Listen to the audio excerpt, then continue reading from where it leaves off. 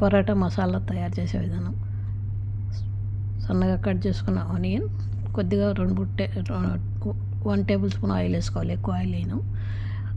సన్నగా కట్ చేసుకున్న onion, green chilli, ginger వేసుకొని కొంచెం పచ్చివాసన పోయినంత బ్రౌన్ కలర్ వచ్చిందో ఫ్రై చేసుకోవాలి. ఇప్పుడు ధనియా పౌడర్, లాల్ మిర్చి పౌడర్, కొద్దిగా జీరా పౌడర్, రుచికి తగినంత సాల్ట్, సన్నగా కట్ చేసుకున్న ఆనియన్, కొరియాండర్ లీవ్స్,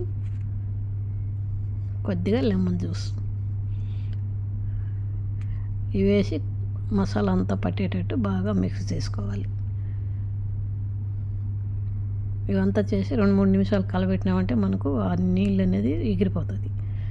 చపాతీ దుద్దేటప్పుడు ఈజీగా ఉంటుంది. ఇప్పుడు చపాతీ పిండికి కొద్దిగా ఆయిల్, సాల్ట్, గోరువెచ్చని నీళ్ళు కొద్దిగా వేసుకొని బాగా కలుపుకోవాలి. ఎప్పుడైనా కూడా మనం పిండి పిసికేటప్పుడు గోరువెచ్చని నీళ్ళు వేసుకుంటే పరోటాకు సాఫ్ట్గా ఉంటాయి. ఇప్పుడు దీనికి చాట్ మసాలా కొద్దిగా వేసుకోవాలి. పొటాటో స్టఫింగ్ కావాల్సిన చాట్ మసాలా వేసినామంటే పరోటా టేస్ట్ బాగుంటుంది. ఇలా చేసినామంటే మనం పరోటా దుద్దేటప్పుడు అది పగిలిపోకుండా వస్తాయి. ఇప్పుడు మన పెరుగు చట్నీ కావాల్సిన సన్నగా తురుముకున్న కీర దోసకాయ, క్యారెట్, పుదీనా, రుచికి తగినంత సాల్ట్, చక్కెర వేసి మిక్స్ చేసి పెరుగు చట్నీ, పరోటాకు పెరుగు చట్నీ బాగుంటుంది.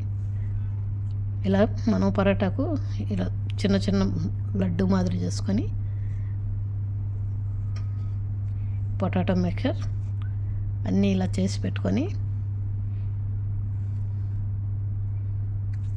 ఇలా చపాతీకి పెట్టుకొని స్టఫ్ చేసేయాలి. చేసి అన్నీ ఇలా చేసి పెట్టుకున్నామంటే మనకు ఎప్పుడైనా చేసి ఈజీగా ఉంటాయి.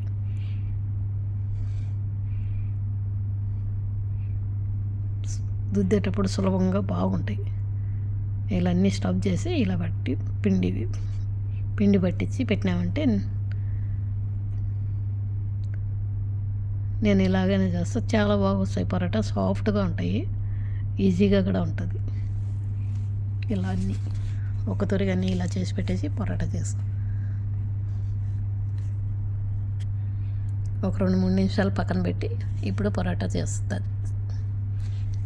మనం ఎట్టు దుద్దినా కూడా ఇవి పగిలిపోకుండా నీట్గా వస్తాయి. చూడండి ఇలా.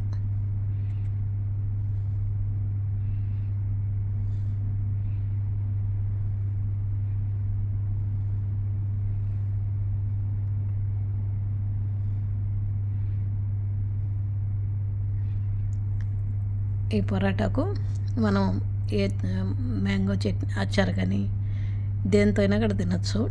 గ్రీన్ చట్నీ చాలా టేస్ట్ బాగుంటాయి, సాఫ్ట్గా నరంగా చాలా బాగుంటాయి.